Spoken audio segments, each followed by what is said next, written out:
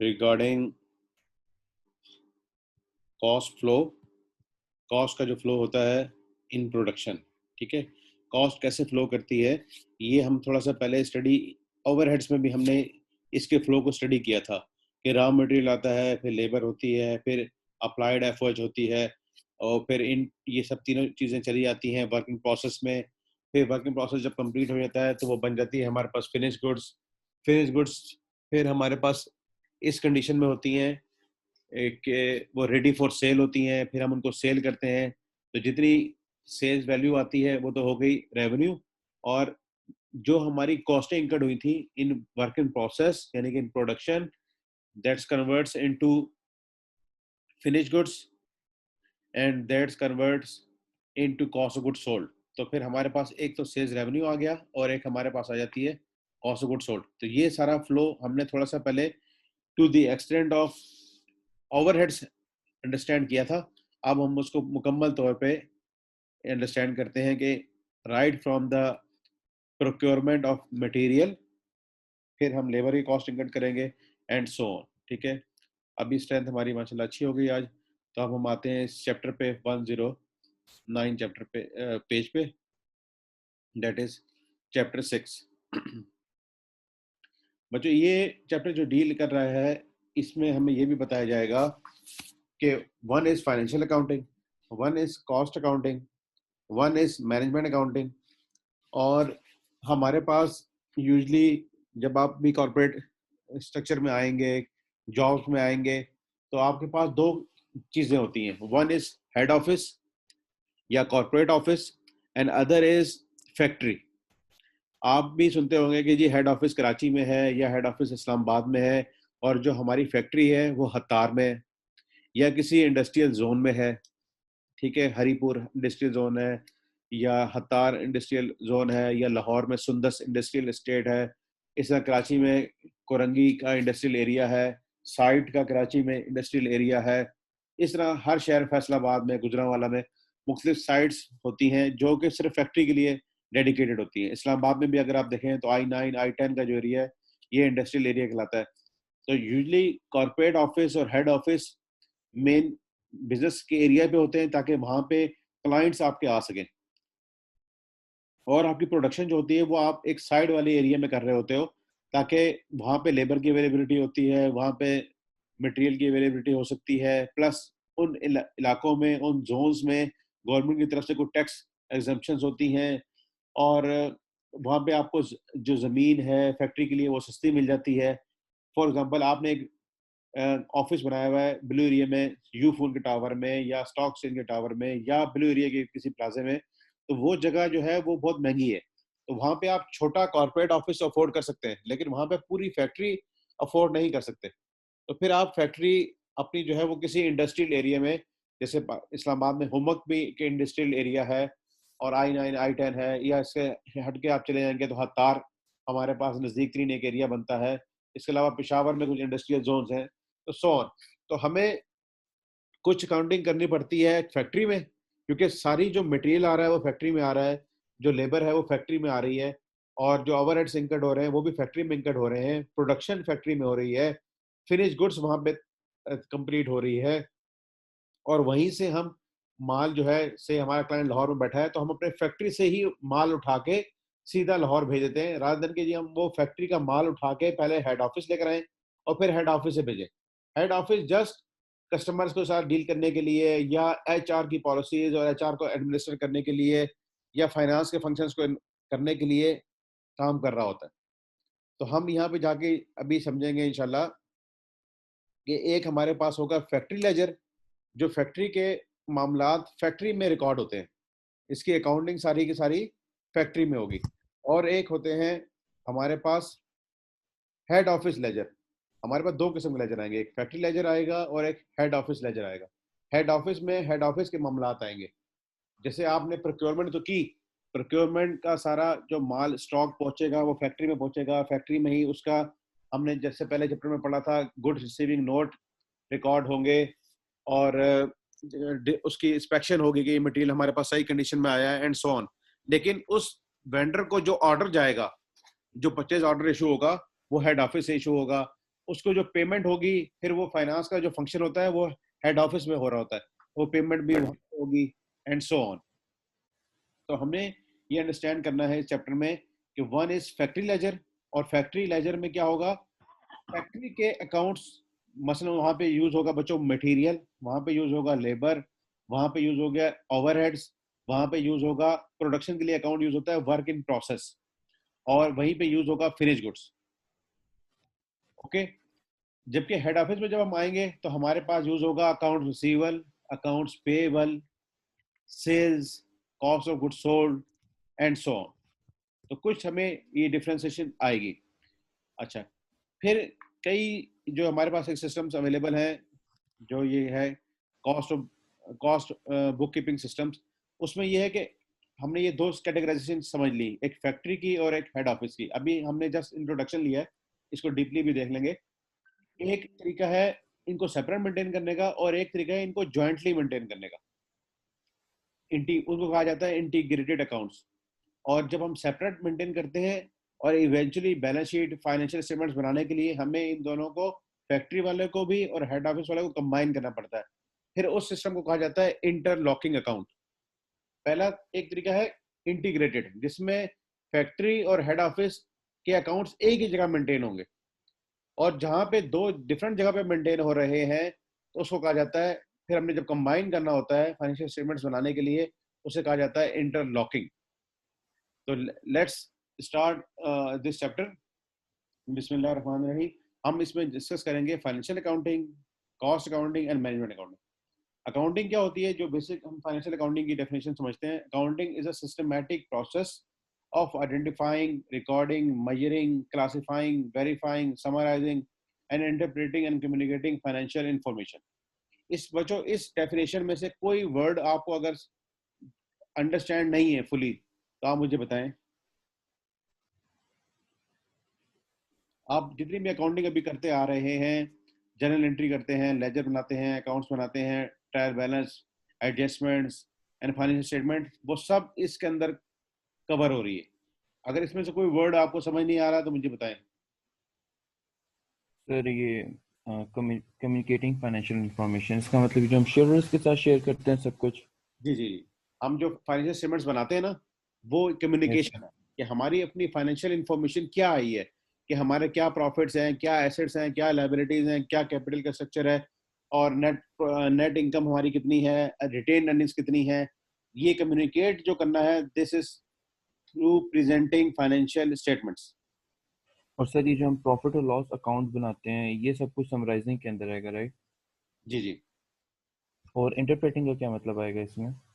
Interpreting, देखें आप जो फाइनेंशियल स्टेटमेंट्स देते हैं ना, उसको एक लेमैन अंडरस्टैंड नहीं कर सकता, तो हम उसके साथ कुछ नोट्स भी एडिशनली प्रोवाइड करते हैं, जिससे आपके पास ब्रेकअप आ रहा होता है हर अकाउंट्स के जो चीज़ें, जैसे रेवेन्यूज हैं तो हमने रेवेन्यूज किन किन प्रोडक्ट्स अर्न किए हैं, हमारे मेन बिजनेस क्या है, जैसे हम उसमें एक्सप्लेनेशन देते हैं नोट्स में सारी, हमारे एसेट्स की डिटेल्स क्या हैं, उसको हम ब्रेकअप करके एक्सप्लेन करना जो कहलाता है, दैट इज कॉल्ड इंटरप्रेटिंग। ठीक हो गया सर, थैंक यू। जी। इसके बाद बच्चों आता है कॉस्ट अकाउंटिंग। कॉस्ट अकाउंटिंग हम अभी जैसे हमारा सब्जेक्ट है कॉस्ट मैनेजमेंट अकाउंटिंग, तो कॉस्ट अकाउंटिंग का जो बेसिक पर्पस है और जिसको कहा जाए the only purpose is to determine the per unit cost. आप जितना प्रिसाइजली और एक्यूरेटली कैलकुलेट करेंगे ना कॉस्ट, उतना ही आप कंट्रीब्यूट कर रहे हैं, अच्छा कंट्रीब्यूट कर रहे हैं टूवर्ड्स ऑर्गेनाइजेशन। क्योंकि अगर कॉस्टिंग ही गलत हो गई तो फिर आपकी प्राइसिंग भी गलत होगी, और अगर आपकी प्राइसिंग गलत होगी तो आप मार्केट से कंपेटिटिवली आउट हो जाएंगे। और जो पार्टी जो कंपनीज अच्छी प्राइसिंग कर रही होंगी वही मार्केट में सरवाइव करेंगी। अभी हम जाके लेटेस्ट डिफरेंट चैप्टर्स में जाके, डिसीजन मेकिंग के चैप्टर्स में जाके ये पढ़ेंगे कि हमने अपनी प्रोडक्ट की कॉस्टिंग कैसे की, उसकी क्या प्राइस प्लेस की। अगर हमने प्राइस कम रख दी तो लोग हमारी प्रोडक्ट्स को खरीदते रहेंगे, क्योंकि हमारी प्रोडक्ट जो है ना वो सस्ती मिल रही है। लेकिन उसका नुकसान किसको होगा कि हमने कॉस्ट ही गलत निकाली थी, हमने कॉस्ट कम निकाल ली थी, तो हमारी कंपनी डिजायर्ड प्रॉफिट नहीं कमा सकेगी। और अगर हमने गलत कॉस्ट निकाल ली, यानी कि हमने ज्यादा कॉस्ट निकाल ली, तो हमारी प्राइस ज्यादा हो जाएगी। जब हमारी प्राइस ज्यादा होगी तो कोई कंपटीशन में हमारी चीज खरीदेगा नहीं, और हमारी चीजों के स्टॉक्स लगते रहेंगे और वो सेल नहीं हो रही होंगी, और जब कंपनी बिजनेस सेल नहीं हो पाएगा तो प्रॉफिट कैसे अर्न करेगा और कैसे वो लॉन्ग रन में सर्वाइव कर सकेगा। तो कॉस्ट अकाउंटिंग का पर्पस जो है वो कॉस्टिंग ऑफ द प्रोडक्ट है, इट मे बी गुड्स और इट मे बी सर्विसेज। जबकि मैनेजमेंट अकाउंटिंग का ताल्लुक है अपनी मैनेजमेंट को वो सारी इंफॉर्मेशन देना जिसकी बेसिस पे वो कोई डिसीजन कर सके। मैनेजमेंट अकाउंटिंग का पर्पस है significant and relevant information to the management for make an informed decision, ताकि उनके पास सारी चीज़ें डाटा अवेलेबल हो और उसकी बेसिस पे वो डिसीजन ले सकें। इसकी एग्जांपल है, जैसे हम अभी थोड़ा सा पढ़ भी चुके हैं मार्जिनल कॉस्टिंग में कि हमारे पास एक होती है वेरिएबल कॉस्ट। हमें ये पता हो कि जो भी मैंने एक एडिशनल यूनिट बनाना है इसके ऊपर मेरी क्या कॉस्ट आ रही है। से मैंने कहा मैंने जो भी एक्स्ट्रा यूनिट बनाना है उसके ऊपर मेरी कॉस्ट आ रही है 8। तो अब ऑर्गेनाइजेशन को पता है कि जब भी नेक्स्ट यूनिट बनेगा तो मेरी कॉस्ट आएगी 8 रुपीज। अब ऑर्गेनाइजेशन ये डिसाइड करेगी कि हम इसके लिए एक क्लाइंट मेरे पास आ गया, जैसे तौहीद आ गया, ठीक है, या फयाजी आ गया, या शहबाज आ गया। अब इन लोगों ने कहा कि सर हम आपको इसके ना 9 रुपीज पे करेंगे। अब ऑर्गेनाइजेशन देखेगी अब मेरी कॉस्ट तो आती 8, और मैं अगर इनको 9 रुपीज पे कर ये मुझे पे कर रहे हैं तो मुझे 1 रुपया एक्स्ट्रा मिल रहा है। That is called contribution margin. और अगर ऑर्गेनाइजेशन को इंफॉर्मेशन ही सही नहीं दी गई कि हमारी वेरिएबल कॉस्ट क्या है, तो आप जो क्लाइंट आपको कोट करने के लिए आएगा आप उसके दरमियान कंपैरिजन करके अपना कंट्रीब्यूशन मार्जिन सही तरीके से कैलकुलेट नहीं कर सकेंगे। तो मैनेजमेंट अकाउंटिंग का काम होता है प्लानिंग करना। प्लानिंग से मुराद है इसमें बजटिंग भी आएगी, कंट्रोल करना, इसमें वेरिएंस एनालिसिस भी आएगा कि आपने बजट किया था और एक्चुअल क्या रिजल्ट आए, तो आप उसका कंट्रोल मैकेनिज्म के तहत उसका वेरिएंस निकालते हैं और आपको पता लगता है कि कौन सी चीज़ें आपके कंट्रोल में रही हैं, एज पर योर बजट वो फाइनलाइज हुई हैं, और हमारे पास फेवरेबल वेरिएंसेस आ रहे हैं कि अनफेवरेबल वेरिएंस आ रहे हैं। And it also helps in decision making.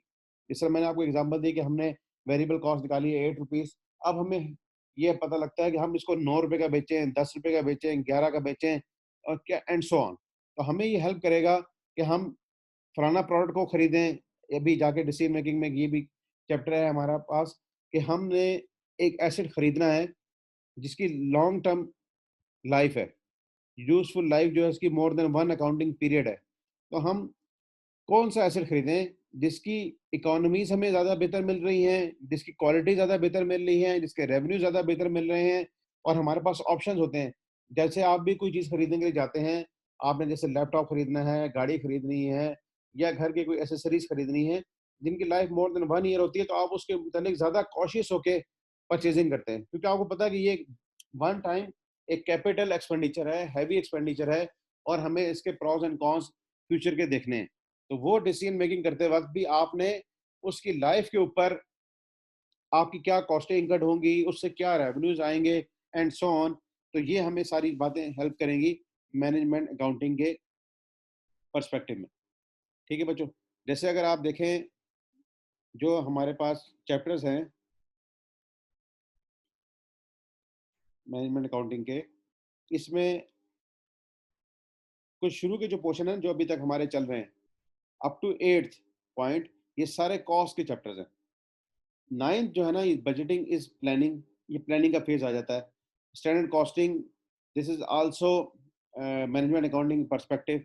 फिर वेरिएंस एनालिसिस आएगा जिसमें हम हमारा बजट होगा और एक्चुअल रिजल्ट्स होंगे, उनको एनालाइज करना। This is also control mechanism. Management accounting में भी हमने देखा कि एक प्लानिंग होता है, फिर दूसरा कंट्रोल।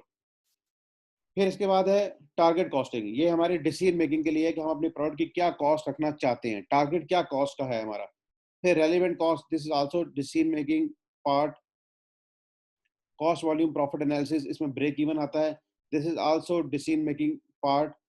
फिर डिसीजन मेकिंग टेक्निक्स कुछ हमारे पास अवेलेबल हैं कि हम अपने प्रोजेक्ट को या अपनी किसी प्रोडक्ट को शट डाउन कर दें, उसको डिपार्टमेंट को बंद कर दें, ठीक है, या मैं अपनी प्रोडक्ट्स को बना बनाया खरीद लूं, इसे कहते हैं मेक और बाय डिसीजन, या मैं खुद बनाऊं।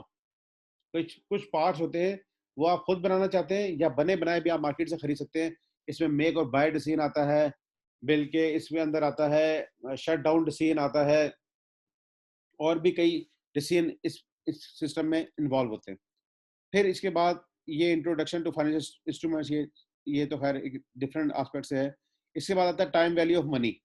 ये जो मैं आपसे बात कर रहा हूँ अभी टाइम वैल्यू ऑफ मनी में, कि आप एक एसेट खरीद रहे हैं जिसकी लाइफ है more than one accounting period. तो बच्चों जब एक पीरियड से ज्यादा आप जाओगे ना, तो अगले इस पीरियड में इन्फ्लेशन में इन्वॉल्व होगी। एक यूजली हम जब एक अकाउंटिंग पीरियड पढ़ रहे होते हैं तो हम उसमें इन्फ्लेशन का इम्पैक्ट नहीं लेते, लेकिन आप जब 3 साल 4 साल 5 साल की बातें करोगे, कभी कभार आप 50 साल की बात भी करोगे। जैसे अगर आप कोई डैम बना रहे हैं तो डैम की लाइफ 40 ईयर्स 50 ईयर्स हो सकती है। तो उसके अंदर आपने उसके time value of money, time value of money ये है कि आज का जो 1 रुपया है ना, कल के रुपए के बराबर नहीं होता। ठीक है, इसको हम फर्दर जब इस चैप्टर में जाएंगे उसको भी पढ़ेंगे, लेकिन आप ये खुद अंडरस्टैंड कर सकते हैं कि with in one accounting period तो हम वैल्यू ऑफ मनी को चेंज नहीं करते, लेकिन 1 साल के बाद आपका आज का जो 1 रुपया ना, वो 1 रुपया नहीं रहता, उसकी वैल्यू डिमिनिश होती है, परचेजिंग पावर उसकी लॉस होती है, एंड सो ऑन। तो बच्चों ये जो चैप्टर्स है ना 9 से ऑनवर्ड, ये मैनेजमेंट अकाउंटिंग से रिलेट करते हैं। तो हम मैनेजमेंट अकाउंटिंग में आकर इन चीजों को कंसिडर करेंगे। अच्छा जी, accounting for the production of inventory mirrors the cost flow from the raw material accounts, wages control accounts, production overhead account to work in process and then to finished goods and profit loss। हमने ये देखा है कि production जब हमने करनी है तो स्टार्ट हमारा रॉ मटेरियल, फिर लेबर, फिर ओवरहेड्स, ये इवेंचुअली कंपाइल होता है इन वर्क इन प्रोसेस, जो कि जब प्रोडक्शन कंप्लीट हो जाती है तो बन जाता है फिनिश गुड्स। और फिनिश गुड्स जब वो सेल होंगी तो हमारे पास सेल्स भी आएगी और उसकी कॉस्ट भी आएगी, और हम ये सब कुछ शो करते हैं in profit and loss account. इसके बाद आएंगे इंटीग्रेटेड अकाउंट्स। इंटीग्रेटेड अकाउंट्स क्या करते हैं, फाइनेंशियल इंफॉर्मेशन और कॉस्ट अकाउंटिंग की जो इंफॉर्मेशन आती है, यानी कि unit cost and so on, उसको एक लेजर में मेंटेन करती है, इन one system of ledger accounts. दूसरा है इंटरलॉकिंग। इंटरलॉकिंग क्या करता है कि सेपरेट रखता है कॉस्ट अकाउंटिंग का डाटा और फाइनेंशियल अकाउंटिंग का डाटा। कॉस्ट अकाउंटिंग का डाटा मेंटेन होगा एट फैक्ट्री और फाइनेंशियल अकाउंटिंग का डाटा मेंटेन होगा एट हेड ऑफिस। ठीक है बच्चों, यहाँ से बात समझ आ गई? सर ये हर कंपनी की रिक्वायरमेंट होती है या हर कंपनी इंटीग्रेटेड भी रखती है इंटरलॉक भी रखती है इसे? नहीं, हर कंपनी के बेटा रिक्वायरमेंट नहीं है। हर कंपनी का जो भी वहाँ पे फाइनेंशियल हेड होगा, चीफ फाइनेंशियल ऑफिसर होगा, वो ये देखेगा कि मैंने अकाउंट्स किस तरीके से मेंटेन करने हैं और कैसे इनको चलाना है, इनको मैंने इंटीग्रेटेड रखना है या इंटरलॉकिंग रखना है। ये हर ऑर्गेनाइजेशन के CFO जो है, चीफ फाइनेंशियल ऑफिसर, उनकी ये उनकी ये सर बट डिसीजन मेकिंग है। ये बेटा इंटीग्रेटेड बनाने के लिए इंटरलॉकर रखना तो लाजमी होगा ना, मतलब अलग-अलग बनाएगा तभी तो कंबाइन करके बना सकता है वो। जी जी बता रहा हूँ, अभी हम जाके पढ़ेंगे, हम दोनों सिस्टम्स पढ़ेंगे कि इंटीग्रेटेड कैसे बनाए जाएंगे और इंटरलॉकिंग कैसे बनाए जाएंगे।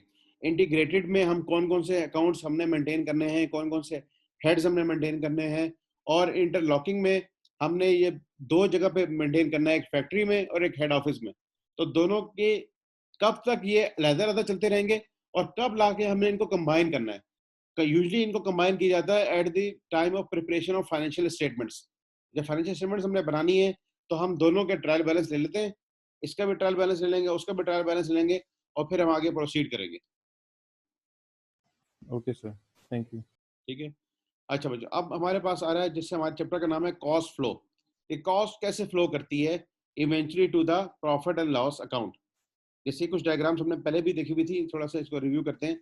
एक होता है हमारे पास डायरेक्ट मटेरियल का अकाउंट, डायरेक्ट लेबर और प्रोडक्शन ओवरहेड्स।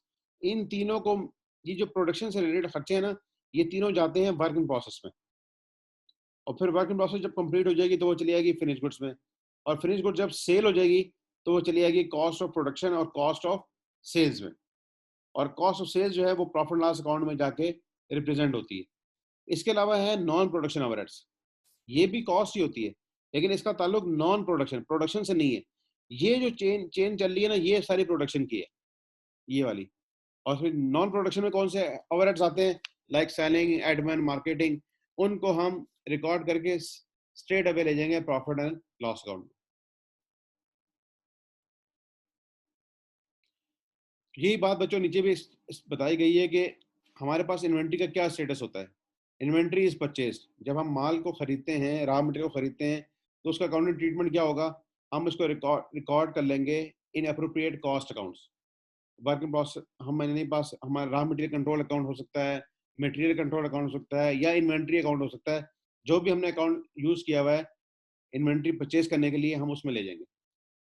इवेंट फिर क्या होता है, लेटेस्ट स्टेज में हमने इन्वेंट्री के चैप्टर पढ़ चुके हैं। The inventory is issue to the production process.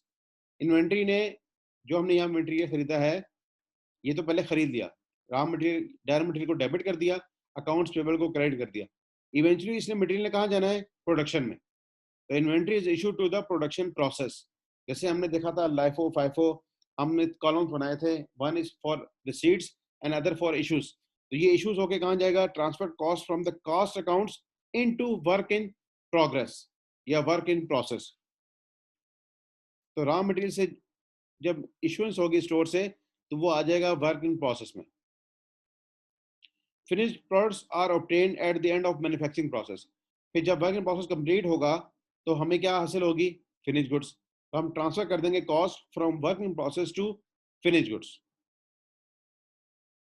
और जब फिनिश गुड्स इवेंचुअली क्या होनी है, सेल होनी है, फिर हम ट्रांसफर कर देंगे cost from finish goods accounts to into the statement of profit and loss और income statement to become part of cost of sales.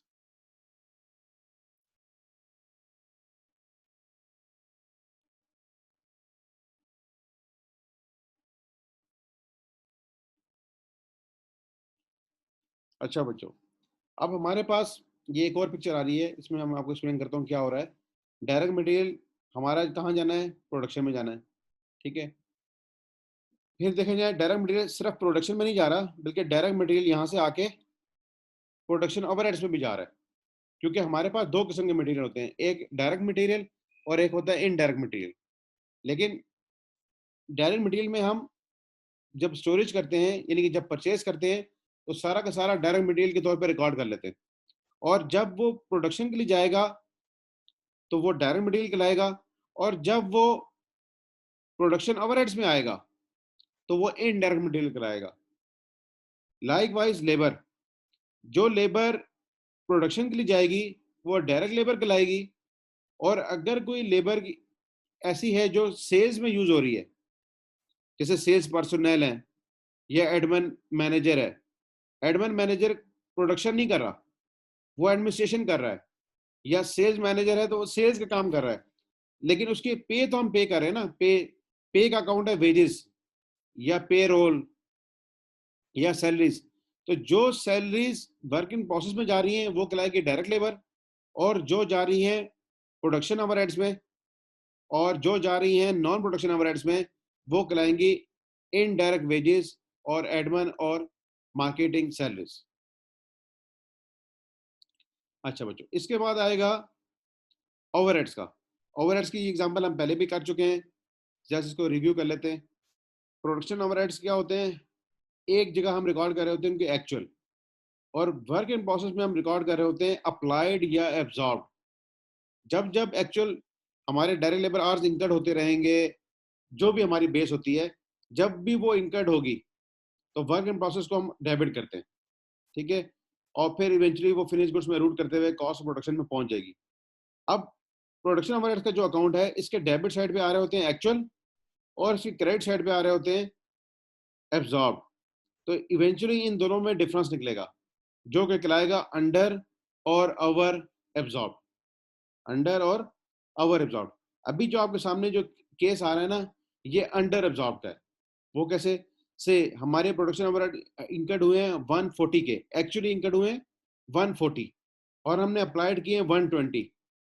तो बताएं, 140 के एक्चुअल हो और अप्लाइड हो 120, तो दिस इज अंडर अप्लाइड और ओवर अप्लाइड? Under apply.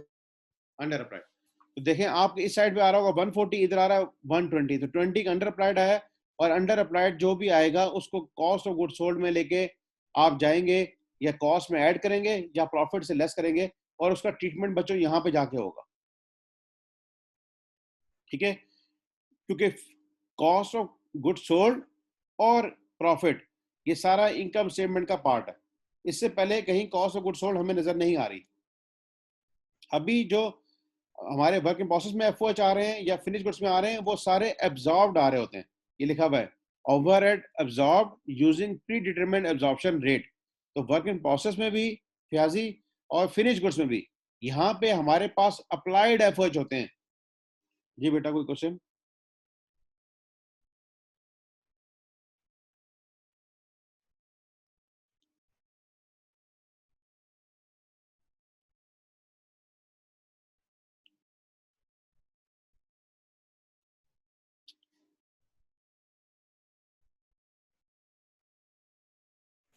ठीक है बच्चों, जैसे यहाँ पे एग्जांपल आ रही है कि प्रोडक्शन ओवरहेड्स हुए हैं 140 के, अप्लाइड आपने किए हुए हैं 120, तो ये 120 वर्किंग प्रोसेस में आ रहा है, फिर ये 120 ही फिनिश गुड्स में जा रहा है और इवेंचुअली वो कॉस्ट में पहुंच गया, जबकि एक्चुअली हमारी कॉस्ट इनकट हुई है 140।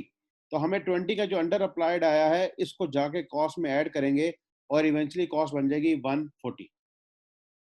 एक्चुअल कॉस्ट ही हमने अपने प्रॉफिट लॉस में शो करनी होती है, लेकिन टिल द टाइम हमारे प्रॉफिट लॉस अकाउंट नहीं बनता, हमारे पास एक्चुअल रिजल्ट नहीं आते, हम अपने अकाउंट्स के अंदर अप्लाइड एफर्ट्स लेके चल रहे होते हैं। ठीक है, तो उन्होंने उसकी एंट्री बता दी अंडर एब्जॉर्प्शन की, प्रॉफिट लॉस अकाउंट डेबिट और प्रोडक्शन ओवरहेड अकाउंट क्रेडिट। और अगर आप तो डेबिट हो जाएगा cost of good sold account और क्रेडिट हो जाएगा प्रोडक्शन ओवरहेड अकाउंट। अभी यहाँ इन एंट्रीज को भी देख रहे हैं, ये अकाउंटिंग एंट्रीज आ रही हैं, कॉस्ट अकाउंटिंग सिस्टम में क्या अकाउंटिंग एंट्रीज होती हैं, इनको हम रिव्यू कर लेते हैं। पहले भी हमने थोड़ी सी की हुई है, अभी हम दोबारा देख लेते हैं। तो बच्चों ये सारी जो जनरल एंट्रीज आ रही है ना, वो इस चैप्टर की यहाँ पे बताई गई है। वन बाय वन देख लेते हैं। First entry is purchase of raw material. Raw material debit होता है और पेएबल अकाउंट्स पेएबल या कैश क्रेडिट हो जाएगा। जो एंट्री आपको समझ ना आ रही हो, मैं जस्ट हर का रिव्यू दे रहा हूँ ताकि हमें पता लग जाए कि हमने कॉस्ट फ्लो, ये जो आज चैप्टर है ना, इसमें हमने कॉस्ट अकाउंटिंग फ्लो को समझना है। एक सेकंड दोबारा बता दूं आपको ये बात कि हमने आज जो चीज समझनी है ना बच्चों, वो ये चीज समझनी कि कैसे कॉस्ट यहाँ से यहाँ आएगी, फिर यहाँ से इशू होकर यहाँ आएगी, इस तरह लेबर की, प्रोडक्शन, इन सारे की अकाउंटिंग एंट्रीज को हमने समझना है। इवेंचुअली प्रॉफिट लॉस अकाउंट तक ये सारी अकाउंटिंग कैसे फ्लो करती है। और ये बच्चों फिजिकल फ्लो जो होता है ना कॉस्ट का, इनफैक्ट उसके मुताबिक ही हम अकाउंटिंग एंट्री कर रहे हैं।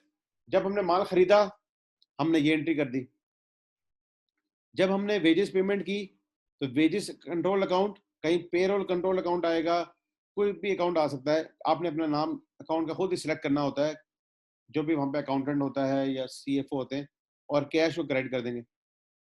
इसी तरह जब एक्चुअल ओवरहेड होगा, ओवरहेड कंट्रोल अकाउंट डेबिट और कैश क्रेडिट।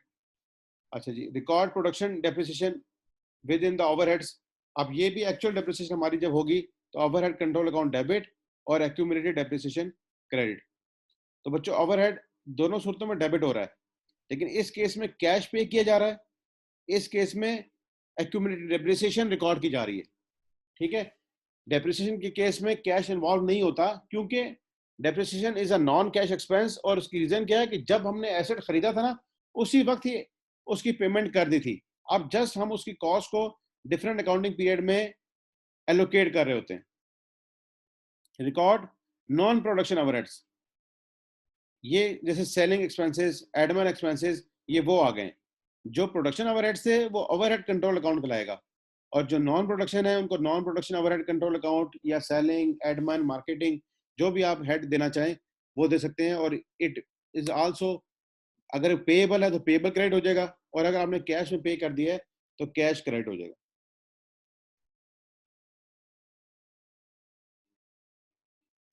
अच्छा बच्चों, अब reclassification of indirect labour into overheads. अगर आप देखें जब आपने लेबर को पेमेंट की है ना, आपने क्या एंट्री की है, वेजेस डेबिट और कैश क्रेडिट। यहाँ पे हमने कुछ भी नहीं कंसिडर किया कि ये जो वेजेस हम पे कर रहे हैं ये डायरेक्ट लेबर है कि इनडायरेक्ट लेबर है। हमने कहा कि बस वेजेस हमने पे किए। लेटर स्टेज पे हम जाके इसमें से आइडेंटिफाई करेंगे what is direct labour and what is indirect labour. अगर वो है इनडायरेक्ट लेबर, देखो reclassification of indirect labour into overheads. जो इनडायरेक्ट लेबर होती है ना, ये ओवरहेड का पार्ट होती है, तो हम ओवरहेड कंट्रोल अकाउंट को डेबिट कर देंगे और वेजेस अकाउंट को क्रेडिट कर देंगे टू द एक्सटेंट कि इट इज इनडायरेक्ट। हो सकता है कि ऊपर जो हमने वेजेस की एंट्री की है वो 100 रुपए की एंट्री की है, उसमें से 20 रुपए जो है ना वो इनडायरेक्ट लेबर के हैं, तो हम यहाँ पे आके आप 20 रुपए की एंट्री करेंगे। Likewise issuance of indirect material, indirect material, अब हमने जब माल खरीदा था शुरू में, पहली जो एंट्री की है दैट इज ऑफ इन्वेंट्री और रॉ मटेरियल। इस वक्त हमने परचेज किया है, लेकिन इसमें से जो इनडायरेक्ट मटेरियल होगा वो चार्ज होगा जाके ओवरहेड अकाउंट को। तो यहाँ बच्चों ओवरहेड अकाउंट डेबिट हो जाएगा और इन्वेंट्री या रॉ मटेरियल क्रेडिट हो जाएगा। ये वो रॉ मटेरियल होगा जो कि इनडायरेक्ट है। अगर डायरेक्ट मटेरियल होगा बच्चों, उसकी एंट्री ये नीचे अभी आ रही है। तो ये दो बातें एंट्रियां समझ आई हैं। इसके ऊपर कोई अगर आप कोई फर्दर एक्सप्लेनेशन चाहिए, कोई कमेंट करना चाहते हैं तो प्लीज बताएं। सर जी बेटा। सर ये इन्वेंट्री अकाउंट में से हम लोग निकाल के ओवरहेड्स में डाल रहे जी, हैं, जी। और एट द एंड जब फिजिकल काउंटिंग होगी इन्वेंट्री की तो वो तो फिर ज़्यादा नहीं आ जाएगी? क्यों? जब क्योंकि ये सर यहाँ पे हम ये जो अपना लेजर है इन्वेंट्री, मैं सुनो, जब ये एंट्री कर रहे हैं ना, मैंने आपको फिर बताया जो फिजिकली फ्लो चल रहा है ना, फिजिकली क्या हुआ, रॉ मटेरियल स्टोर से निकल कर कहां चला गया है, फैक्ट्री में। ओवरहेड कंट्रोल अकाउंट फैक्ट्री का है। यहाँ पे से हमने इनडायरेक्ट मटेरियल इशू किया। इनडायरेक्ट मटेरियल क्या हो सकता है कि डायरेक्ट मटेरियल तो होता है जो फिनिश गुड्स का हिस्सा बन जाता है, ठीक है। इनडायरेक्ट मटेरियल होता है जो फिनिश गुड्स का हिस्सा नहीं बनता, या अगर बनता भी है ना तो उसकी इतनी इनसिग्निफिकेंट वैल्यू होती है जिसको हम मटेरियल के डायरेक्ट मटेरियल की कॉस्ट के तौर पर नहीं ले सकते। जैसे इसके एग्जांपल देता हूँ, आप जब फर्नीचर बना रहे हैं तो आप उसमें उसके अंदर कीलें भी यूज करते हैं, नेल्स, ठीक है, और उसके अंदर आप ग्लू भी यूज करते हैं। तो आपके सामने घर में अभी भी कोई फर्नीचर पड़ा होगा या किसी फर्नीचर के ऊपर आप बैठे हुए होंगे, आप उसमें से देख सकते हैं कि इसमें ग्लू किधर है। आपको लकड़ी या फोम या इसका कवर नजर आ रहा होगा सिर्फ। तो जब इनसिग्निफिकेंट वैल्यू होती है या जो प्रोडक्शन में असिस्ट करता है वो है इनडायरेक्ट मटेरियल। अब वो इनडायरेक्ट मटेरियल जब स्टोर से इशू हुआ ना, तो स्टोर रूम में वो नहीं है। अब वो कहाँ आके यूज हो चुका है, overhead, as a overhead use हो चुका है। तो जब भी इनडायरेक्ट मटेरियल की इशुएंस होगी तो हमारी इन्वेंट्री कम हो गई। जब इन्वेंट्री हमारी कम होती है तो हम उसको क्रेडिट करते हैं। एसेट्स में जब रिडक्शन आती है तो वो क्रेडिट किए जाते हैं। जी आप तौहीद आप बताएं।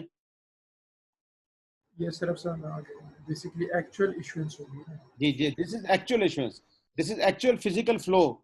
जब मटेरियल वहां से निकल के आएगा तो अब वो रॉ मटेरियल में नहीं रहा, स्टोर रूम में नहीं रहा, अब वो ओवरहेड का हिस्सा बन चुका है। और ये बात अभी आपको इस अगली एंट्री में ज्यादा बेहतर समझ आ जाएगी। Issuance of direct material to work in process, अब वो स्टोर से निकल के प्रोडक्शन एरिया में आ चुका है। अब उसकी जो है ना कंडीशन, फिजिकल कंडीशन वो चेंज हो गई है। अब वो रॉ मटेरियल नहीं रहा, बल्कि उसके ऊपर हमने कोई काम करना शुरू कर दिया होगा। अब वो वर्क इन प्रोसेस का हिस्सा बन गया है। इसके ऊपर अब हमने लेबर को एंगेज किया है जो कि उसको रॉ मटेरियल से कन्वर्ट करना शुरू कर रही है इनटू फिनिश गुड्स। अगर वो लकड़ी थी तो उसको काट के कोई डिजाइन बनाया जा रहा होगा। तो दिस इज इन्वेंट्री। एक इन्वेंट्री अकाउंट है, हमने दो अकाउंट इन्वेंट्री के रखे हुए हैं अभी फिलहाल जो डिस्कस हो रहे हैं। One is of raw material and other is of work in process. तो यहाँ वर्क इन प्रोसेस डेबिट हो गया और इन्वेंट्री क्रेडिट हो गया। इसी तरह बच्चों ऊपर हमने इनडायरेक्ट लेबर देख लिया था, ये वाली जो पहली एंट्री थी, this is of indirect labour. अब आ रही है डायरेक्ट लेबर की। डायरेक्ट लेबर हो या डायरेक्ट मटेरियल हो, इसमें जो अकाउंट डेबिट होता है वो वर्क इन प्रोसेस अकाउंट होता है। क्योंकि अभी चीजें आ गई हैं वर्क इन प्रोसेस, जब तक वो कंप्लीट नहीं होंगी वो वर्क इन प्रोसेस ही रहेंगी। तो इन्वेंट्री अकाउंट डेबिट और वेजेस कंट्रोल अकाउंट क्रेडिट। अब यहाँ भी वेजेस कंट्रोल हो रहा है और यहाँ भी वेजेस, यहाँ पे हो रहा है to the extent of indirect labour और यहाँ पे हो रहा है to the extent of direct labour. यहां तक बच्चों कोई मसला?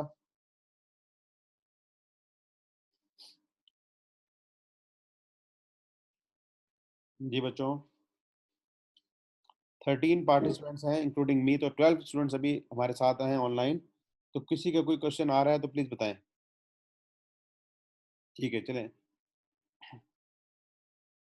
आगे चलते हैं।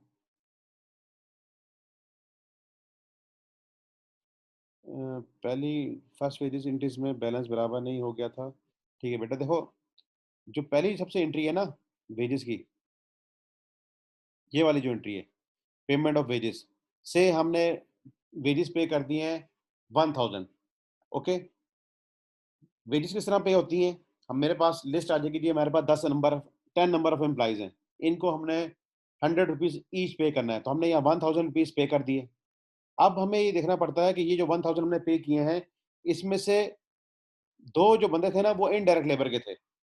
वो फिजिकली रॉ मटेरियल के ऊपर काम नहीं करते, वो जस्ट प्रोडक्शन को असिस्ट करते हैं। जैसे फैक्ट्री एरिया की सफाई कर रहे हैं, फैक्ट्री में पानी भर के लाते हैं, या वो लेबर की के काम को सुपरवाइज कर रहे हैं, सुपरवाइजर जैसे हो गए। तो वो बच्चों 200 की एंट्रीज हम इसमें कर देंगे। और अभी हमें पता लगा जो 8 बंदे हैं, 8 बंदे आउट ऑफ 10 वो है डायरेक्ट लेबर, जो कि प्रोडक्शन में खुद काम करते हैं, रॉ मटेरियल को कन्वर्ट कर रहे हैं इनटू फिनिश गुड्स। तो अब जो वेरियस कंट्रोल अकाउंट है ना, जो 1000 रुपए से डेबिट हुआ था, 200 से यहाँ क्रेडिट हो गया है और 800 से यहाँ क्रेडिट होगा। तो इस तरह ये वेरियस कंट्रोल अकाउंट बैलेंस हो जाएगा। अगर आप देखें, जो हमने यहाँ से पहले भी पिक्चर देखी थी, ये वेरियस कंट्रोल अकाउंट ऐसे, तो 1000 से वो डेबिट हुआ, वेरियस कंट्रोल अकाउंट डेबिट और कैश क्रेडिट। फिर वो जिससे रिलेट करता है, जब वो डायरेक्ट लेबर के तौर पे है तो वो वर्क इन प्रोसेस में आ जाएगा 800 से, और अगर वो इनडायरेक्ट लेबर के तौर पे है तो वो प्रोडक्शन ओवरहेड्स में आ जाएगा 200 से। ओके, तो ये जो वेजेस आ रही हैं, ये डायरेक्ट है तो वर्क इन प्रोसेस में चली गई, अगर इनडायरेक्ट है तो ये प्रोडक्शन ओवरहेड्स में आ गई। इस तरह ये 1000 की एंट्री डेबिट साइड पे आई और 200 और 800 की एंट्री क्रेडिट साइड पे आ गई।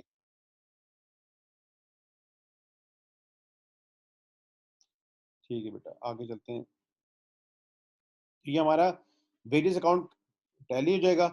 इसी तरह अगर डायरेक्ट मटेरियल अकाउंट था से हमने 100 की परचेजेस की और 100 ही हमने मटेरियल इशू कर दिया, तो अगर सारा का सारा डायरेक्ट मटेरियल के तौर पे इशू किया तो वर्क इन प्रोसेस में आ जाएगा। लेकिन अगर इसमें से 80 था डायरेक्ट मटेरियल और 20 था इनडायरेक्ट मटेरियल, तो 20 इधर आके इधर आ जाएगा, और इस तरह ये डायरेक्ट मटेरियल का अकाउंट भी टैली हो जाएगा, इक्वल आ जाएगा। जी भैया, तो हमारे डायरेक्ट मटेरियल की एंट्री भी हमने समझ ली और इनडायरेक्ट मटेरियल की भी समझ ली, इनडायरेक्ट लेबर की भी समझ ली और डायरेक्ट लेबर की भी समझ ली। इसके बाद आता है application of overheads into production. हमने ये एंट्री अंडरस्टैंड की हुई है कि हम जब अप्लाइड एफर्ट्स करते हैं तो हम क्या एंट्री करते हैं। उसकी एंट्री होती है बच्चों वर्क इन प्रोसेस डेबिट, और कहीं पे किया जाएगा ओवरहेड कंट्रोल अकाउंट, एक ही अकाउंट वो यूज कर रहे हैं। एक्चुअल ओवरहेड्स के लिए भी ओवरहेड कंट्रोल अकाउंट और अप्लाइड के लिए भी यूज कर रहे हैं ओवरहेड कंट्रोल अकाउंट, लेकिन आपको डिफरेंट अकाउंटिंग ट्रीटमेंट भी मिल जाएगा। आप अप्लाइड एफर्ट्स यहाँ पे यूज कर सकते हैं ओवरहेड अप्लाइड या ओवरहेड अब्सॉर्ब्ड, और एक्चुअल के लिए यूज कर सकते हैं ओवरहेड कंट्रोल। तो दोनों चीजें यूज की जा सकती हैं। लेकिन अभी इस क्वेश्चन में क्या हो रहा है कि वो एक्चुअल के लिए वो डेबिट कर रहे हैं और अप्लाइड के लिए क्या कर रहे हैं, क्रेडिट कर रहे हैं। अगर आप यहाँ पे आके देखें कि प्रोडक्शन ओवरहेड का अकाउंट है, एक्चुअल के लिए क्या हो रहा है, डेबिट। एक्चुअल ओवरहेड इनकम जब होंगे तो प्रोडक्शन ओवरहेड अकाउंट होगा डेबिट, और जब हमने एब्जॉर्ब करने हैं, क्या करने हैं, एब्जॉर्ब, तो ये अकाउंट होगा क्रेडिट। जैसे हमने यहाँ किया 40,000 hours at the rate of 3, तो हाँ 40,000 इंटू 3 बनेगा 120। तो जब अप्लाइड करने हैं, एब्जॉर्ब करने हैं, तो प्रोडक्शन ओवरहेड का जो अकाउंट है वो क्रेडिट हो जाएगा, और जब एक्चुअली इनकम होंगे तो वो डेबिट होगा। सर जी बेटा, पहले ये जो लेजर बनाया आपने ओवरहेड कंट्रोल का, तो इसमें सबसे पहले क्रेडिट साइड फिल होगी ना, मतलब कि अब्जॉर्ब पहले आएंगे, उसके बाद eight the end of year actual आएंगे। जी बेटा देखो, अब eight the end of year नहीं आते आपके ओवरहेड जो है ना, वो तो हर महीने इनकट हो रहे हैं ना। जैसे एग्जांपल देता हूँ, आपने अगर फैक्ट्री का रेंट देना है तो यूजली ऑनर्स जो होते हैं ना, वो कहते हैं जी हमें रेंट एडवांस में दे दें। तो अब साल के शुरू में ही एक्चुअल फैक्ट्री का रेंट पे हो गया। अच्छा, फिर हर महीना गुजरेगा, आपने जो वहां पे इनडायरेक्ट लेबर थी उसकी तनख्वाह हर महीने पे करते रहोगे। एक्चुअली हर महीने पे हो रही है, पूरे साल की पूरे साल बाद होगी। इसी तरह इनडायरेक्ट मटेरियल है, जब भी प्रोडक्शन को इनडायरेक्ट मटेरियल चाहिए होगा तो एक्चुअली वो मटेरियल इशू हो जाएगा from store room to overheads. तो एक्चुअल ओवरहेड्स पूरे साल इनकट होते रहते हैं।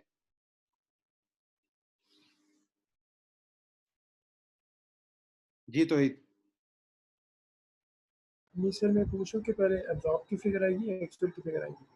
जी, एब्जॉर्ब की फिगर कब आएगी, देखो हमारे पास अगर बेस है डायरेक्ट लेबर आवर्स, तो जब जब डायरेक्ट लेबर आवर्स इंकर्ड होते रहेंगे, साइमल्टेनियसली हमें एब्जॉर्ब की एंट्री कर देनी चाहिए। ओके, और एक्चुअल ओवरहेड्स भी जब भी इंकर्ड होंगे हम उसकी एंट्री करेंगे। तो अप्लाइड की हमने ये देखना कि बेस क्या है। अगर हमारी डायरेक्ट मटेरियल कॉस्ट बेस है एब्जॉर्ब के लिए, तो जब भी डायरेक्ट मटेरियल कॉस्ट इंकर्ड होगी ना, तो अप्लाइड की एंट्री आ जाएगी। तो ये जरूरी नहीं है कि पहले किसकी एंट्री होगी, दोनों एंट्रियां साइमल्टेनियसली भी हो सकती हैं, या कोई एक्चुअल अगर पहले पे कर दे तो पहले एक्चुअल की एंट्री हो जाएगी। और अगर अप्लाइड की बेस है direct material issuance, direct labour cost, machine hours, labour hours, unit produce, तो जब वो काम होगा तो हम उसकी रिकॉर्डिंग कर लेंगे। Okay sir. ठीक है, अब क्या हो रहा है बच्चों कि वर्क इन प्रोसेस कंप्लीट हो गई, यानी कि हमारा काम जो था प्रोडक्शन का वो कंप्लीट हो गया। Journal entries to recognise completion of production. जब वो प्रोडक्शन कंप्लीट हो गई ना, तो अब वो चीजें वर्क इन प्रोसेस ना रही, बल्कि वो क्या बन चुकी है, finish goods. Again physical flow, अब वो चीज जो है ना वो रॉ मटेरियल है ना वो इन प्रोडक्शन है। ठीक है, प्रोडक्शन में अगर होती है ना चीज तो वो 100% कंप्लीट नहीं है। अभी हम इसके बाद जो नेक्स्ट चैप्टर आएगा वो जॉब ऑर्डर कॉस्टिंग और प्रोसेस कॉस्टिंग आने हैं। उसमें ये आपको बात पता लगेगी कि जब तक चीज कंप्लीट नहीं है वो इन प्रोसेस है, उसको हम work in process he consider करते हैं। और जब वो कंप्लीट हो जाती है तो हम उसको कंसिडर करते हैं फिनिश गुड्स, यानी कि अब उसकी स्टेट, फिजिकल स्टेट चेंज हो गई है। अब वो वर्क इन प्रोसेस से जब निकलेगी तो वर्क इन प्रोसेस को कर देंगे हम क्रेडिट, और फिनिश गुड्स को कर देंगे डेबिट।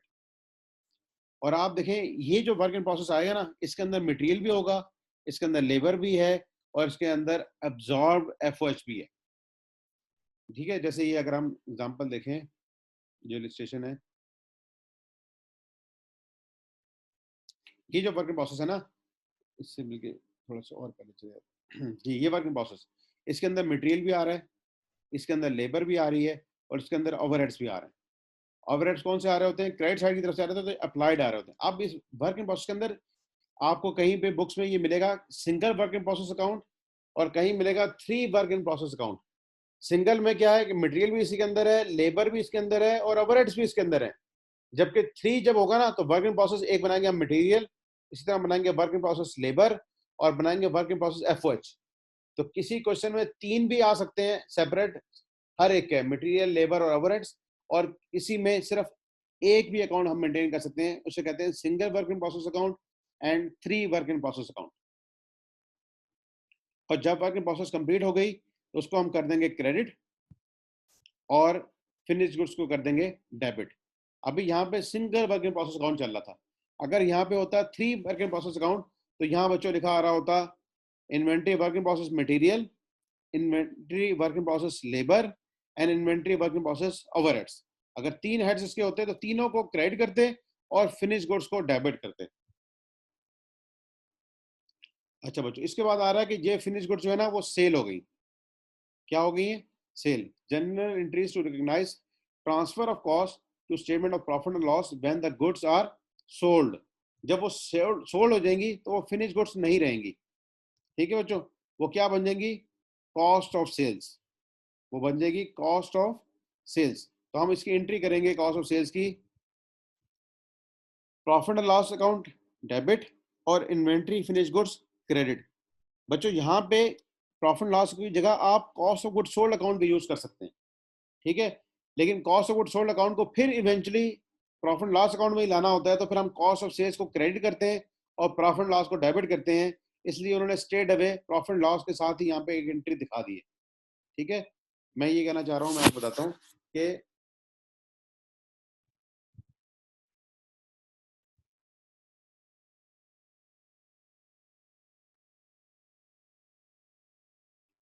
हम ये एंट्री करते हैं usually cost of good sold. ठीक है, इसे हम करते हैं डेबिट, और फिनिश गुड्स को करते हैं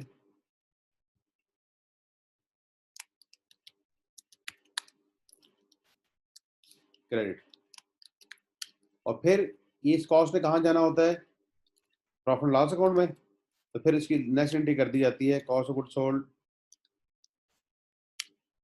क्रेडिट, और प्रॉफिट लॉस डेबिट।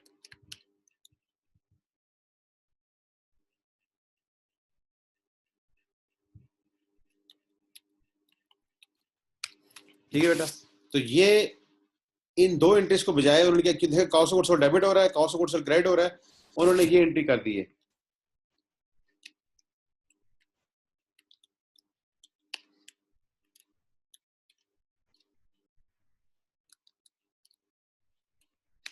ये एक entry rather to record cost of goods sold को पहले हम सेपरेट रिकॉर्ड करें और फिर इस पर लाके प्रॉफिट लॉस अकाउंट में क्लोज करें, उन्होंने एक स्ट्रेट अवे ये एंट्री की हुई है। लेकिन ज्यादा बेहतर एंट्री बच्चों ये है, ये दो एंट्री करना ज्यादा बेहतर अंडरस्टैंडिंग आपको देगा और एग्जामिनर के ऊपर भी आपका अच्छा इंपैक्ट लाएगा।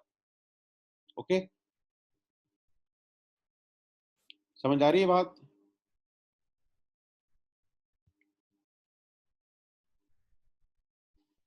अच्छा बच्चों आगे चलते हैं। तो ये एंट्री जो आपको सामने आ रही है, इसके जो बैक एंड पे अगर हम करें तो cost of goods sold debit पहले, फिनिश गुड्स क्रेडिट करेंगे और फिर प्रॉफिट लॉस अकाउंट डेबिट और कॉस्ट ऑफ गुड्स सोल्ड को क्रेडिट करेंगे। अच्छा, ये अब एंट्री आ गई है अंडर एब्जॉर्प्शन की और ये एंट्री आ गई ओवर एब्जॉर्प्शन की। जब अंडर एब्जॉर्प्शन आता है तो हमें इनफैक्ट अपनी कॉस्ट को इंक्रीज करना पड़ता है। ठीक है, वो भी यहाँ पे आकर देखते हैं। जब अंडर एब्जॉर्ब आएगा तो यही cost of goods sold debit, ठीक है बेटा, और हम क्रेडिट कर देंगे ओवरहेड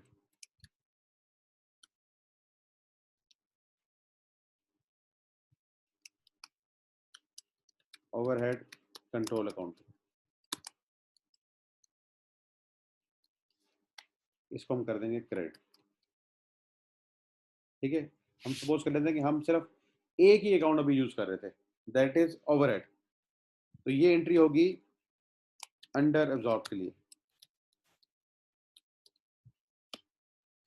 इन्होंने क्या किया कि देखो इवेंचुअली इसने क्या होता है, इस कॉस्ट ऑफ गुड्स सोल्ड में कहाँ जाना होता है, यही वाली एंट्री होती है दोबारा प्रॉफिट लॉस में। तो उन्होंने क्या किया हुआ है स्ट्रेट अवे, उन्होंने भी ये एंट्री की हुई है कि प्रॉफिट लॉस अकाउंट डेबिट और ओवरहेड कंट्रोल अकाउंट क्रेडिट। तो असल में एंट्री क्या है, cost of goods sold debit और ओवरहेड क्रेडिट, लेकिन कॉस्ट ऑफ गुड्स सोल्ड ने भी जाके क्लोज होना होता है इनटू प्रॉफिट लॉस अकाउंट, इसलिए वो स्ट्रेट अवे एंट्री कर रहे हैं प्रॉफिट लॉस डेबिट और ओवरहेड कंट्रोल अकाउंट क्रेडिट। और वैसे भी हमने देखा था कि अगर अंडर अप्लाइड अंडर अब्जॉर्ब्ड आएगा तो हम उसके दो ट्रीटमेंट कर सकते हैं, या तो कॉस्ट में क्या करते हैं हम ऐड करते हैं और प्रॉफिट में से लेस करते हैं। तो ये एंट्री जो है ना, ये प्रॉफिट एंड लॉस अकाउंट जब भी डेबिट होता है ना, इसका मतलब है कि प्रॉफिट में से ये फिगर लेस हो रही है। ओके, तो ये बच्चों है एंट्री अंडर अब्जॉर्ब की। अब हम देखते हैं कि ओवर अब्जॉर्ब की क्या एंट्री होगी, वो इसके जस्ट ऑपोजिट्स होंगी। ठीक है, यहाँ आ जाएगा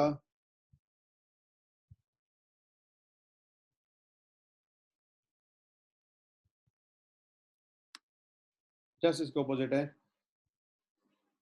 ये आ जाएगा ओवरहेड कंट्रोल अकाउंट डेबिट,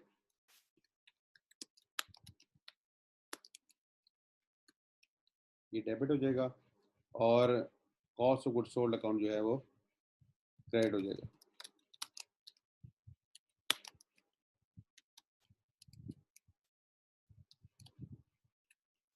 तो ये डेबिट बच्चों और ये क्रेडिट। तो फिर इवेंचुअली क्या होगा, इस कॉस्ट ऑफ गुड्स सोल्ड ने कहाँ जाना होता है, प्रॉफिट लॉस अकाउंट में, तो ये cost of goods sold debit हो जाएगा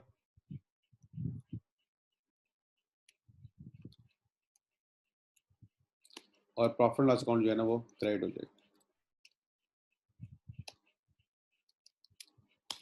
और अगर हम इसकी एक एंट्री बनाना चाहें तो क्या होगी, ओवरहेड कंट्रोल अकाउंट डेबिट और प्रॉफिट लॉस अकाउंट क्रेडिट। ये है बच्चों ओवर एब्जॉर्ब की एंट्री। ये ओवर एब्जॉर्ब हुआ ना, कॉस्ट ज्यादा आ गई थी तो कॉस्ट को हम क्रेडिट कर देते हैं।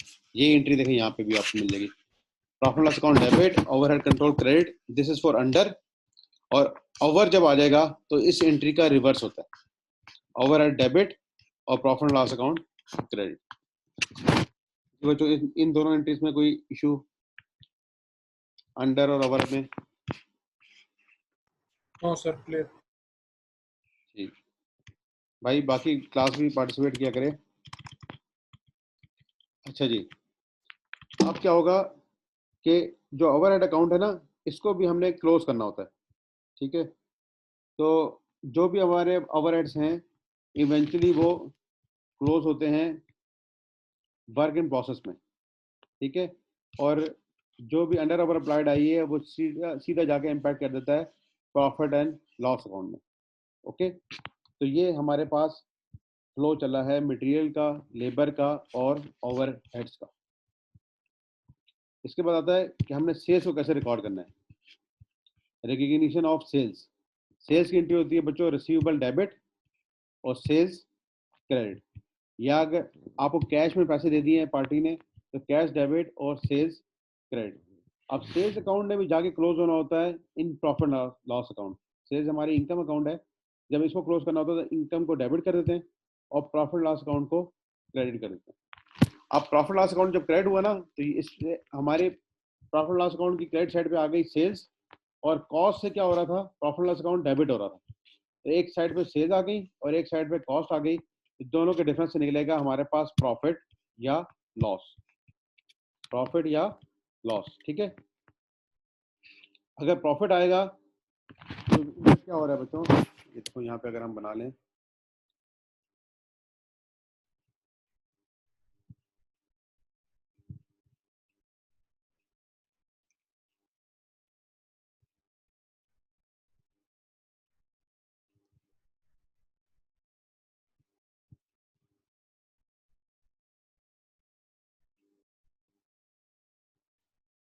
ये से हम कहते हैं ये हमारा प्रॉफिट लॉस अकाउंट है।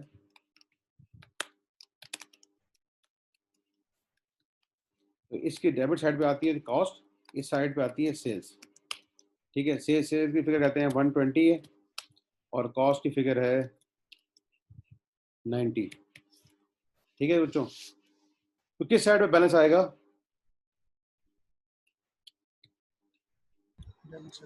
जी दिस इज प्रॉफिट, ठीक है। और ये कहाँ चलेगा, टू रिटेन्ड अर्निंग्स।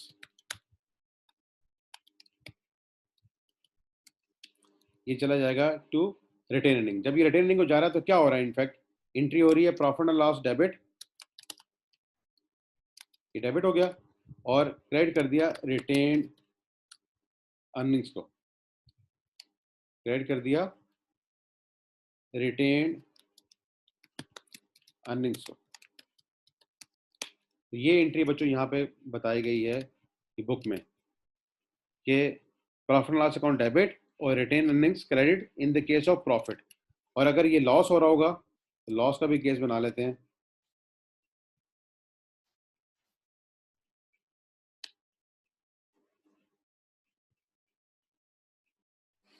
से सेल्स हुई है हमारी 90 की और कॉस्ट इंक्लूड हुई है 100, ठीक है बेटा।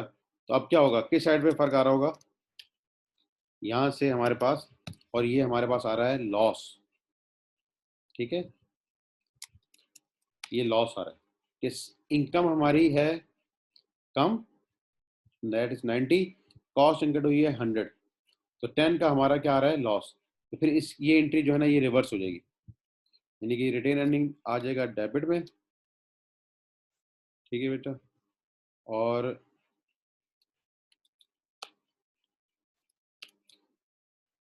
प्रॉफिट लॉस हो जाएगा क्रेडिट। ये प्रॉफिट लॉस अकाउंट का अकाउंट है, ये हो जाएगा क्रेडिट, ताकि इसकी दोनों साइडें बराबर हो जाए, ठीक है। ये दोनों साइडें इसकी देखो आप ये बराबर हो गई, दोनों साइडें बराबर। तो ये प्रॉफिट लॉस क्या हो जाएगा, क्रेडिट हो जाएगा, और retain earning debit. Retain earning यानी कि हमारी कम हो गई, तो ये उसकी रिटेन अर्निंग की एंट्री है, ठीक है बच्चों। यहाँ तक बात समझ आ रही है।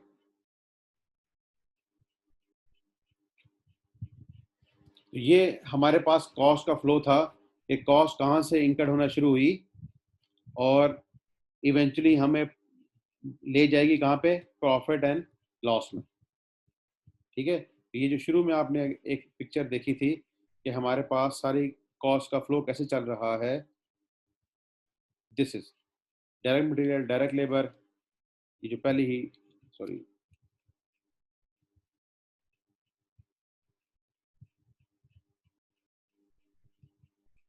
जी सॉरी क्या हो रहा है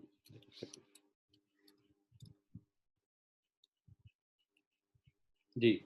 ये जो हमने डायग्राम देखी थी, ये सारा इसका flow direct material, direct labour, overheads से होता हुआ वर्किंग प्रोसेस, फिनिश गुड्स और प्रॉफिट लॉस में आ गया। और यहाँ पे जब सेल्स भी हमने रिकॉर्ड कर ली और हमने कॉस्ट भी रिकॉर्ड कर ली, तो हमारे पास नेट प्रॉफिट आ गया। जो नेट प्रॉफिट कहाँ जाएगा? रिटेन्ड अर्निंग्स को। तो इस तरह बच्चों जितनी भी एंट्रीज इसमें आनी थी ना, वो सारी एंट्रीज कवर हो गई। तो ये एंट्रीज का इसमें फर्स्ट पार्ट था। ठीक है, सेकंड पार्ट इसमें है, हमने देखना है कि इंटीग्रेटेड अकाउंट्स हमने बनाने हैं या इंटरलॉकिंग अकाउंट्स बनाने हैं। इसको यहाँ पे एक्सप्लेन किया जा रहा है। इंटीग्रेटेड अकाउंट्स में क्या होता है कि हम बनाते हैं single set of accounting record, जिसके अंदर फाइनेंशियल इंफॉर्मेशन भी आ जाएगी और कॉस्ट अकाउंटिंग इंफॉर्मेशन भी आ जाएगी। ठीक है, तो हम दोनों चीजों को single set of books of accounts में मेंटेन करते हैं। ये है इंटीग्रेटेड अकाउंट्स। सेकंड आएगा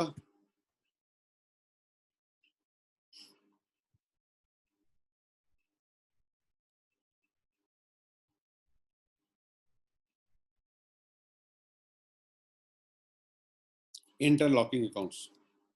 दिस वन, इंटरलॉकिंग अकाउंट्स। इसके अंदर हम बच्चों क्या करेंगे, एक सेपरेट मेंटेन करेंगे फैक्ट्री लेजर कंट्रोल अकाउंट और एक मेंटेन करेंगे separate general ledger control account. Okay,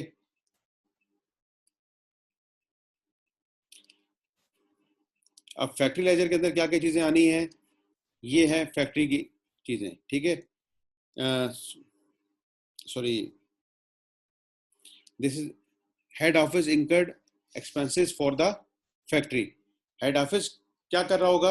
आपके लिए परचेजेस कर रहा होगा, आपके लिए लेबर की पेमेंट कर रहा होगा, आपके लिए ओवरहेड इंकर्ड कर रहा होगा। ठीक है, जब हेड ऑफिस फैक्ट्री के लिए काम करता है तो उसके लिए वो हेड जो यूज करेगा वो यूज करेगा फैक्ट्री लेजर। और जब फैक्ट्री में कोई काम हेड ऑफिस के बिहाफ पे हो रहा होगा तो वहां पे हम यूज करेंगे जनरल लेजर। ठीक है, क्या यूज करेंगे? General laser. ये सही एंट्री आ रही है, जनरल लेजर। ओके, यानी कि इनफैक्ट हमारे पास दो पैरेलल अकाउंट्स मेंटेन हो रहे होंगे, one in the factory and one in the head office. तो जब फैक्ट्री में यूज हो रहा था ना बच्चों, तो आप अपना नाम यूज नहीं करते हैं। यहाँ फैक्ट्री की जब बुक्स बन रही होंगी, यानी कि फैक्ट्री का जब जनरल लेजर बन रहा होगा, तो यहाँ पे आप यूज करेंगे general ledger head office. Factory ledger के अंदर एक अकाउंट जो यूज होगा वो होगा जनरल लेजर हेड ऑफिस। इस तरह हेड ऑफिस के पास जो हेड यूज होगा दैट इज फैक्ट्री लेजर। ये मैं आपको बताता हूँ क्या बात कर रहा हूँ कि हमारे पास दो सेपरेट बुक्स मेंटेन हो रही हैं। वन इज फैक्ट्री लेजर, ये हमारे पास फैक्ट्री की बुक्स हैं,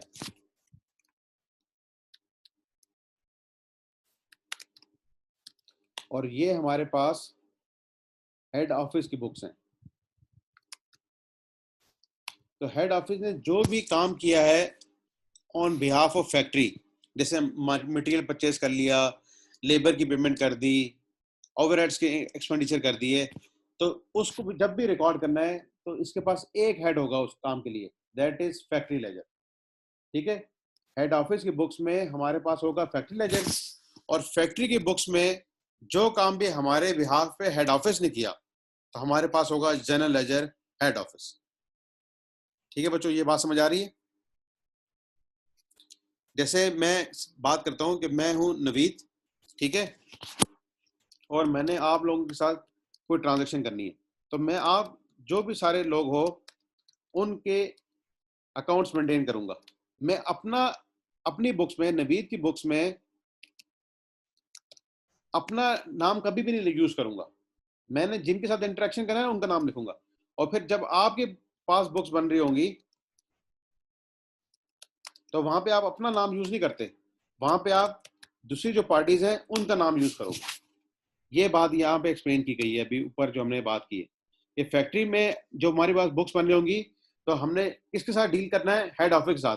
तो हमारे पास एक जो हेड का नाम होगा ना वो जनरल लेजर हेड ऑफिस होगा, और हेड ऑफिस की बुक्स में हमने किसके साथ डील करना है? फैक्ट्री के साथ। तो हमारी जो भी ट्रांजेक्शन होंगी वो फैक्ट्री लेजर के नाम के साथ होंगी। ये बात यहाँ पे आएगी। जब हम करेंगे इंटरलॉकिंग अकाउंट्स, ठीक है, इंटरलॉकिंग अकाउंट। जैसे ये फैक्ट्री है ना, देखो फैक्ट्री ने कौन सा यूज किया हुआ है, general ledger account, this is for head office, और फिर इस तरह ये सारी एंट्रीज यहाँ पे आ रही होंगी। लाइकवाइज जब आप हैं हेड ऑफिस में तो आप काम कर रहे हैं ऑन बिहाफ ऑफ फैक्ट्री, तो आप अपने पास फैक्ट्री की सारी एंट्रीज करेंगे, ठीक है। तो बच्चों ये कल हम इसको देखेंगे कि इंटरलॉकिंग और इंटीग्रेटेड अकाउंट्स में एंट्रीज कैसे की जाती है। इसके लिए दोनों के लिए हमारे पास सेपरेट एक एग्जांपल्स अवेलेबल हैं, उसको कल हम यूज कर लेंगे। और अभी जो हमने सारी एंट्रीज पढ़ी थी ना, वही सारी एंट्रीज यहाँ पे रिपीट हो रही हैं, लेकिन विद न्यूमेरिकल फिगर्स। पहले हमने सिर्फ जब से उनका समझा था डेबिट और क्रेडिट, ठीक है, लेकिन अब हमारे पास ये न्यूमेरिकल फिगर्स अवेलेबल होंगी, अब हम इसके साथ समझेंगे। ये इंटीग्रेटेड अकाउंट्स की पहले कंप्रीहेंसिव इलस्ट्रेशन है। इंटीग्रेटेड अकाउंट्स में क्या होगा, कॉस्ट अकाउंटिंग का रिकॉर्ड भी है और फाइनेंशियल अकाउंटिंग का रिकॉर्ड भी है, दोनों रिकॉर्ड्स अवेलेबल हैं। उन दोनों रिकॉर्ड्स की बेसिस पे हम अब ये सारे एंट्रीज कॉस्ट का फ्लो देखेंगे विद न्यूमेरिकल वैल्यूज। अगर आप देखें नीचे जब हमने इसकी एंट्रीज में आ रहे हैं, तो ये वही जो सारी एंट्रीज अभी हमने पढ़ी है ना, परचेज ऑफ रॉ मटेरियल, फिर पेमेंट ऑफ वेजेस, फिर ओवरहेड इंकर्ड, फिर ओवरहेड्स से यानी कि इनडायरेक्ट ये वेजेस आ गई। इसी तरह फिर आएगा डायरेक्ट मटेरियल की इशुएंस, ये इसमें कैलकुलेशन कैसे आ रही है, फाइफो के तहत आ रही है, यानी कि इसकी न्यूमेरिकल वैल्यूज कैसे आ रही है, ये फाइफो के साथ आ रही है। फिर जब डायरेक्ट लेबर यूज हुई, ये वाली जो एंट्री है ना, use of direct labour, inventory debit और वेजेस कंट्रोल अकाउंट क्रेडिट, तो ये सारी आप फिगर न्यूमेरिकल के साथ आ रही है। तो इसको कल इस सेशन को हम अंडरस्टैंड कर लेंगे कि ये फिगर्स कैसे आएंगी और अकाउंटिंग एंट्रीज क्या होंगी। तो आज जो हमने एंट्रीज पढ़ी थी, तो बच्चा आप उसकी ये कंप्रिहेंसिव रजिस्ट्रेशन है, इसको आप एक दफ़ा आज ट्राई भी कर लेना, ताकि आपको जब हम कल करें तो आपको पता लग रहा हो कि ये फिगर्स कैसे आ रही हैं और हम कैसे इनकी रिकॉर्डिंग कर रहे हैं और कैसे कॉस्ट फ्लो चल रहा है। ठीक है बच्चों, एनी क्वेश्चन?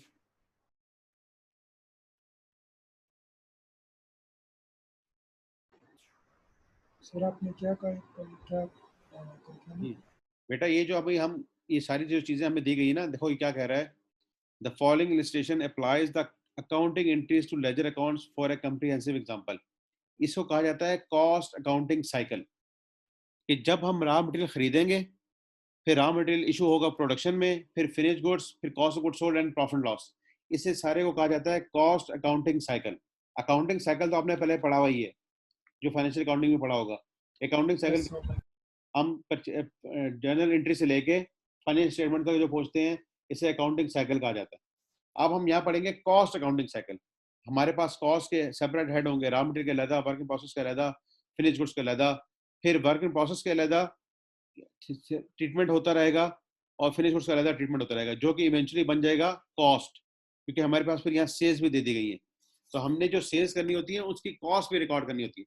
तो ये जो सारी एंट्रीज रिकॉर्ड करेंगे, इसे कहा जाएगा कॉस्ट अकाउंटिंग साइकिल। तो कल हम इसकी एंट्रीज देख लेंगे with this number numerical figures.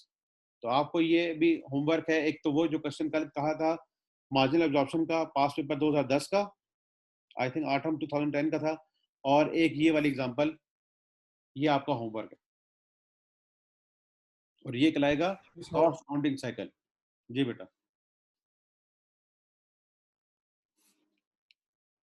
तो जो जो चीज़ हमने आज अंडरस्टैंड की हैं, हमने अंडरस्टैंड किया कि कॉस्ट कैसे फ्लो करती है, प्लस हमने देखा कि हेड ऑफिस कुछ अकाउंट्स मेंटेन करेगा, उसे हम कहते हैं जनरल लेजर। इस तरह फिर फैक्ट्री कुछ अकाउंट्स मेंटेन करेगी, उसे कहते हैं फैक्ट्री लेजर। और हेड ऑफिस में फैक्ट्री का अकाउंट होगा और फैक्ट्री में हेड ऑफिस का अकाउंट होगा, कि separate books of accounts maintain किए जाते हैं। ठीक है, उसकी भी देखते हैं, यहाँ पे थोड़ा सा आपको मैं व्यू करा दूं।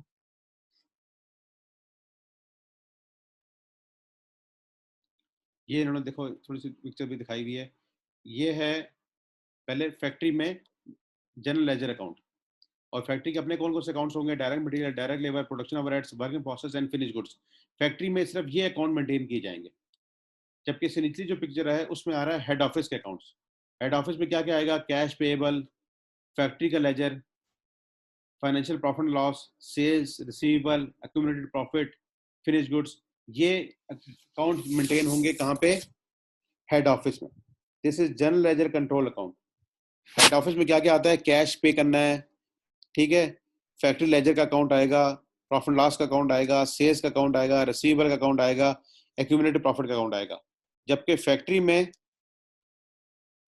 आपके पास जनरल लेजर का अकाउंट आएगा, यानी हेड ऑफिस से क्या ट्रांजेक्शन आपने की है, फिर डायरेक्ट मटेरियल का अकाउंट आएगा, direct labour, production overheads, work in process and finish goods.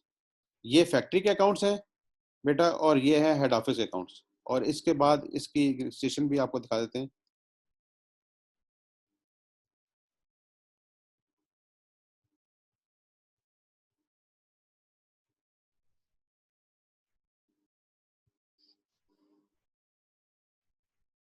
ये शायद स्टेट टैक्स में नहीं है, वो 2019 का जो स्टेट टैक्स था उसमें कंपैरेटिवली आपको दिखाया जाएगा कि वन साइड पे हम कर रहे होंगे फैक्ट्रीज की एंट्रीज और एक साइड पे कर रहे होंगे हेड ऑफिस की एंट्रीज, ठीक है।